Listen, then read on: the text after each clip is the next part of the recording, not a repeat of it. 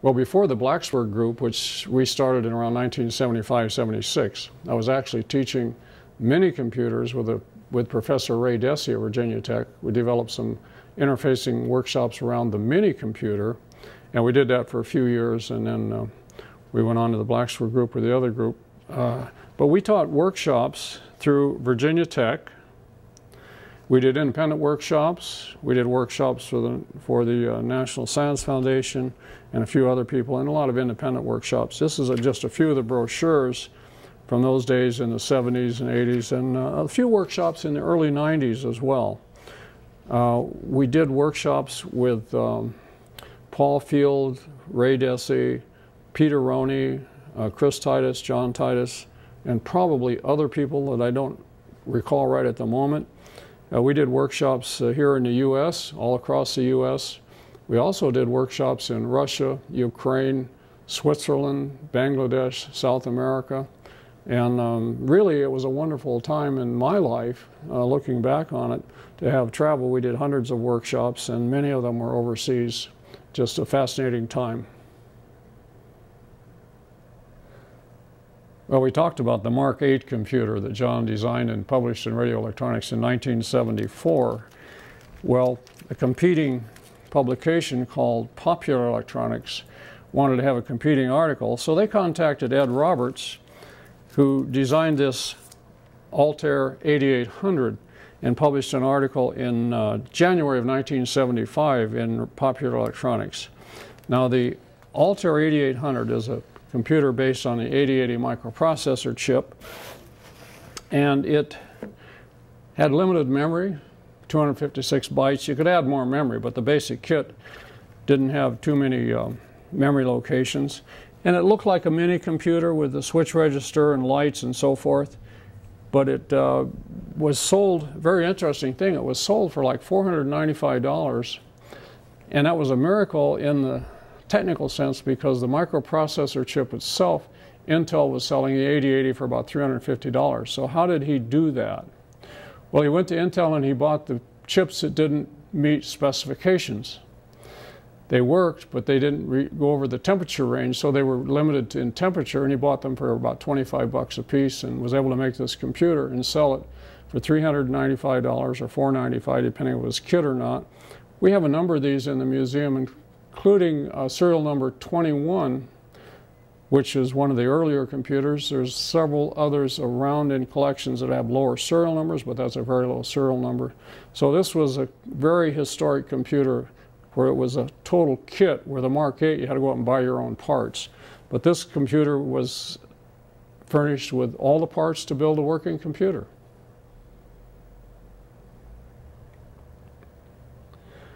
This computer, the Altair 8800, is quite a historic computer. John Titus had a computer before that, the Mark 8, in July of 1974 in Radio Electronics. Well, Popular Electronics, a competing magazine, wanted to have a construction article, so they contacted Ed Roberts, who designed, along with some help, this computer here. And they published an article in January of 1975 in Popular Electronics. This is the Altair 8800 based on the 8080 microprocessor chip. It was a complete kit where you got all the parts to build a very minimum computer, but it was sort of like a mini computer in the sense of a light register, switch register, but it was a functioning computer and considered to be one of the first kits on the market, and it became very popular. The company did really well for a number of years, and then, like a lot of those early companies, that basically went out of business. But before it went out of business, Ed Roberts was able to sell his company for a reported $1 million, and he went on to med school. His dream was to be a doctor. In the last 20 years of his life, he was a practicing physician, and he passed away about 3 years ago now. But this is a very historic computer, the Altair 8800.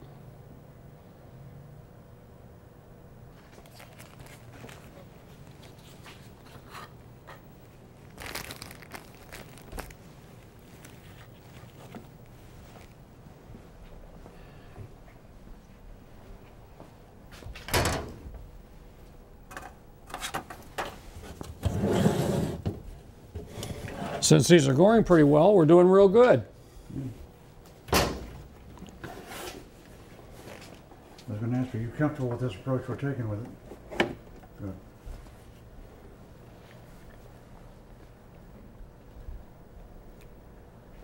Shut off. Well, Ed Roberts' company, they designed the first microcomputer complete kit, more or less, the Altair 8800. They had other products as well, and this was one based on the 6800 microprocessor called the Altair 6800, or 680. We have several of these in the museum. It never became very popular, but it was a smaller computer based on the Motorola, where the 8800 was both based on the Intel chip. And again, all of these early products had an article in one of the popular magazines. This was November 1975 that this computer was exposed to the public. But again, a very interesting computer, one of the early Motorola complete little kits to build and operate a Motorola 6502. I can just shoot this, so I don't have to worry about getting you in. You were clean on that remarks. I'm sorry? I said I don't have to have you talking, because I can just do tight in here for cutaways. Unless there's something else you want to say, more say. I think I said it all about the computer.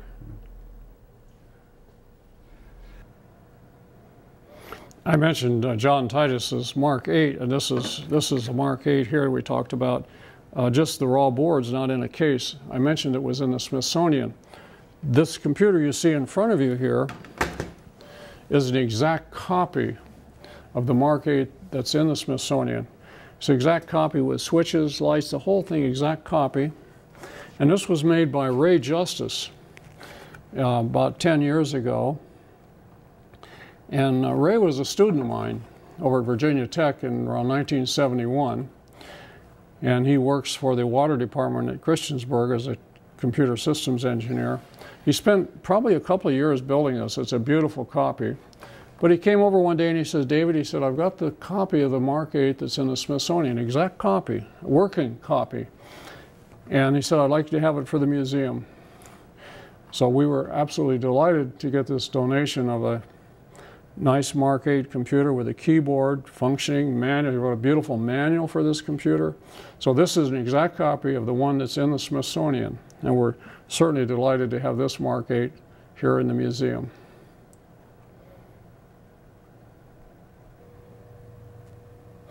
We have a lot of fascinating computers here in our museum and collection. This one's particularly fascinating. It's the Datapoint 2100. Or actually, this is a 2200. We have a 2100 as well. This computer was designed in the late 60s. It's not a microprocessor chip, but it's an 8-bit microcomputer where the computer is built with discrete components. It was designed to replace the electromechanical teletype, and they call this the glass teletype. It has the same footprint as a mechanical teletype. We'll just take the cover off here for a second.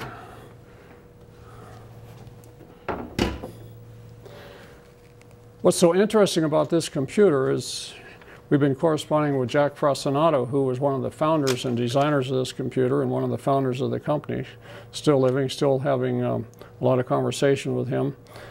The interesting story here is that this is an 8-bit micro, it's not a microprocessor, it's an 8-bit computer, fully functional, programmable, and basically the first use of this computer was a chicken farmer that took this computer and wrote software for it to write payroll checks for his employees. The employees didn't like to wait 2 weeks that it would take for the corporate to send checks back to the farms. And of course, that company happened to be Pillsbury. So the farmers could take this computer with the software and write payroll checks the same day they were due. What's even more interesting, though, is that the 8-bit computer in here, Jack Frasinato and his associates went to Intel in 1970 and said, could you make a microprocessor chip or put all the logic of this computer on a single chip? Well, at Intel, they weren't real interested because they thought that would be competing with their memory business, but they did agree to do a design for $50,000. They would put the computer logic on a single chip. Well, it took them a while to actually get that chip developed.